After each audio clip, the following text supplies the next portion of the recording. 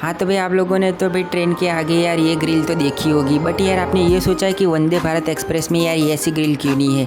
तो भैया वंदे भारत एक्सप्रेस यार एकदम मॉडर्न बनाई गई है, इसलिए उसमें यार ऐसी ग्रिल नहीं लगाई गई। और भाई दूसरा कारण ये भी है कि भाई ये ग्रिल लगाने से यार अंदर और बाहर यार हवा जाती है, इसीलिए आप देख सकते हो कि ट्रेन कितनी गंदी हो गई है। तो भैया वंदे एक्सप्रेस में ऐसे नहीं चाहते थे, इसलिए एकदम मजबूत टफन ग्लासेस मतलब कि यार मजबूत ग्लासेस में यूज़ किए गए हैं। तो भैया मज़ा आ गया वंदे भारत की ये भाई इंजीनियरिंग देख के। तो भैया आपको भी मज़ा आया हो तो लाइक एंड सब्सक्राइब कीजिए and thanks for watching guys.